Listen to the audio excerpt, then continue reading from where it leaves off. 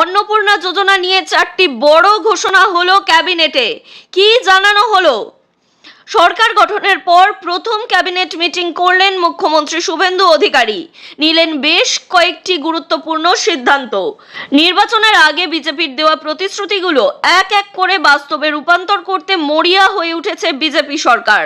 অন্নপূর্ণা যোজনা, মা আহার প্রকল্প থেকে বেতন বৃদ্ধি, একের পর এক গুরুত্বপূর্ণ ঘোষণা করলেন পঞ্চায়েত মন্ত্রী দিলীপ ঘোষ। অন্নপূর্ণা যোজনা নিয়ে গুরুত্বপূর্ণ ঘোষণা করা হয়েছে, না জানলে বাদ যাবে আপনার আবেদন।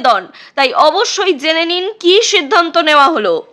প্রথম ক্যাবিনেট মিটিংয়ে অন্নপূর্ণা যোজনা সহ 15টি গুরুত্বপূর্ণ সিদ্ধান্ত নেওয়া হয়েছে। এর মধ্যে প্রথমেই রয়েছে, সরকার চায় সমস্ত বিষয়ে সাহায্য করতে, তাই সরকারি পরিষেবা সংক্রান্ত অভিযোগ দ্রুত নিষ্পত্তি করতে ও কোনো সমস্যার সমাধানের জন্য এক বিশেষ হেল্পলাইন নম্বর ও ইমেল আইডি চালু করলো বিজেপি সরকার। সোম থেকে শনি সকাল 9টা থেকে সন্ধ্যা 6টা পর্যন্ত পাবেন পরিষেবা। এই নম্বরটি হলো 8282082820 এবং ইমেল আইডি হলো asap@wb.gov.in। 2 ক্যাবিনেট মিটিংয়ে অন্নপূর্ণা যোজনা নিয়ে বড় ঘোষণা করলেন দিলীপ ঘোষ। যোগ্য মা বোনেদের ব্যাংক অ্যাকাউন্টে পশ্চিমবঙ্গ সরকার সরকারি আর্থিক সহায়তা প্রদান করবে, অর্থাৎ অন্নপূর্ণা ভান্ডারের সরাসরি টাকা আপনার ব্যাংক অ্যাকাউন্টে ঢুকে যাবে। 3 অন্নপূর্ণা যোজনায় 28,25,769 জন মানুষের অ্যাকাউন্টে সরাসরি টাকা ট্রান্সফার করা হয়েছে বুধবার। এরপরে আরও অধিক সংখ্যক উপভোক্তার ব্যাংক অ্যাকাউন্টে টাকা চলে যাবে।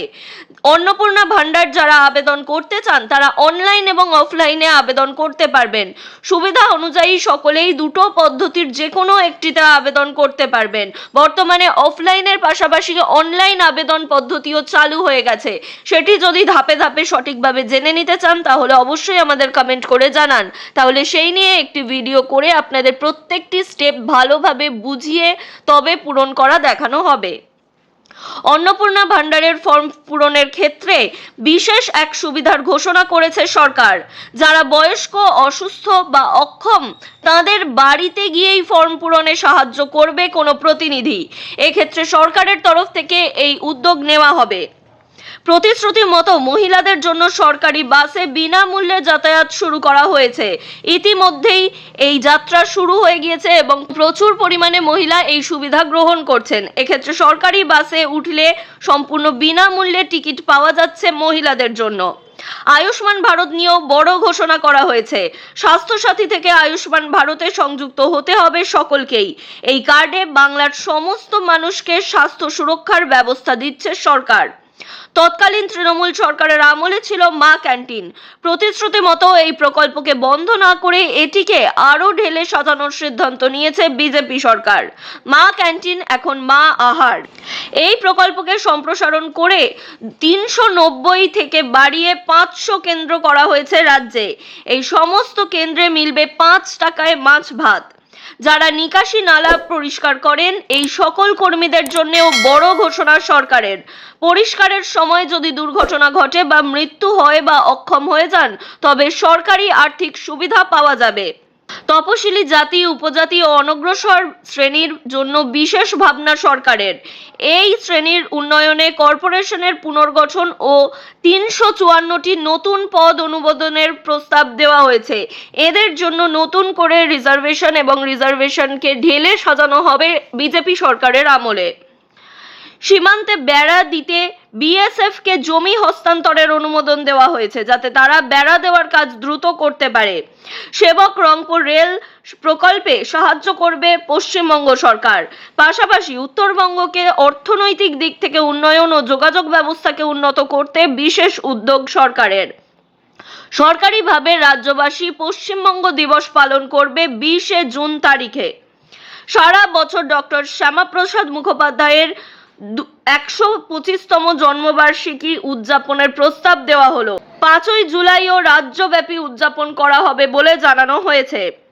নির্বাহী সহকারীদের বেতন বৃদ্ধি করারও সিদ্ধান্ত নেওয়া হয়েছে। এই সকল কর্মচারীদের মাসিক বেতন 18,000 থেকে 25,000 টাকা করার প্রস্তাব প্রদান করা হয়েছে।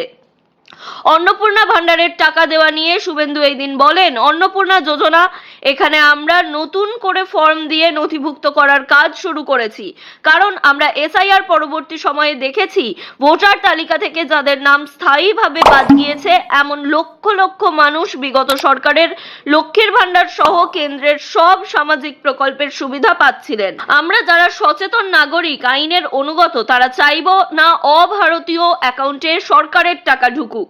যারা বিচারাধীন ছিলেন, পরবর্তীতে ট্রাইব্যুনালে আবেদন করেছেন, তাদের স্থায়ীভাবে নাম বাদ যাওয়া বলে ধরা হচ্ছে না। বাংলাদেশ থেকে ধর্মীয় উৎপীড়নের কারণে যে হিন্দু শরণার্থীরা প্রাণ বাঁচাতে পশ্চিমবঙ্গে এসেছেন, যারা 1,21,000 সিএএ তে আবেদন করেছেন, যে 19,000 সার্টিফিকেট পেয়েছেন, আর যারা সিএএ তে আবেদনের উপযুক্ত, তাদেরও নাম বাতিলের তালিকায় ধরা হচ্ছে না। এর বাইরে অভারতীয় অবৈধ অনুপ্রবেশকারী, বয়স বাড়িয়ে মহিলাদের জন্য আর্থিক প্রকল্পকে যে পুরুষরা লক্ষ্মীর ভান্ডার পাচ্ছিলেন আমাদের স্বচ্ছতামূলক প্রক্রিয়ায়, তারা আর পাচ্ছেন না, পাবেনও না এবং পাওয়া উচিতও নয়। অর্থাৎ এই সমস্ত মানুষদের লক্ষ্মীর ভান্ডার থেকে শুরু করে অন্নপূর্ণা ভান্ডার সবের টাকা দেওয়াই বন্ধ করে দিচ্ছে সরকার। পাশাপাশি যারা একেবারেই বেরোতে পারবেন না, অনলাইনে আবেদন করতে পারবেন না, তাদের জন্য বাড়িতে সাহায্যকারী পাঠিয়ে ফর্ম ফিল আপের দায়িত্ব সরকারের বলে জানিয়েছেন শুভেন্দু। তিনি জানিয়েছেন আগামী 3 মাস ধরে ফর্ম ফিল আপ এবং যাচাইকরণ প্রক্রিয়া চলবে। যখন কারো আবেদন আসবে, সঙ্গে সঙ্গে টাকা ঢুকে যাবে অ্যাকাউন্টে। প্রতি 7 দিন অন্তর তালিকায় সংশোধন ঘটানো হবে। অর্থাৎ আবেদনের 7 দিনের মধ্যেই আপনার ব্যাংক অ্যাকাউন্টে টাকা ঢুকে যাবে বলে আশ্বাস দিচ্ছে বিজেপি সরকার। সেই মতো সাংবাদিক বৈঠক করেও জানানো হবে সুবিধাভোগীদের সংখ্যা। গোটা প্রক্রিয়া সম্পন্ন হলে আগের সরকারের লক্ষ্মীর ভান্ডার প্রকল্প বাতিল হয়ে যাবে। সকলেই অন্তর্ভুক্ত হবেন অন্নপূর্ণা যোজনায়। এরপরই সাংবাদিক বৈঠক থেকে সুবিধাভোগীদের অ্যাকাউন্টে টাকা পাঠানো হবে। রাজ্যের মন্ত্রী অগ্নিমিত্রা পাল জানিয়েছেন, যারা ইতিমধ্যেই আবেদন করে ফেলেছেন তাদের ব্যাংক অ্যাকাউন্টে সরাসরি ব্যাংক ট্রান্সফারের মাধ্যমে টাকা ঢুকে যাবে। আগে বলা হয়েছিল ফর্ম লাগবে না, কিন্তু দেখা গিয়েছে লক্ষ লক্ষ ভুয়ো নাম ঢুকে রয়েছে, তাই ফর্ম বিলি করা হয়েছে। ব্লক অফিস, এসডিও অফিস, বিধায়ক অফিস থেকেও ফর্ম দেওয়া হচ্ছে এবং পূরণে সহায়তা করা হচ্ছে।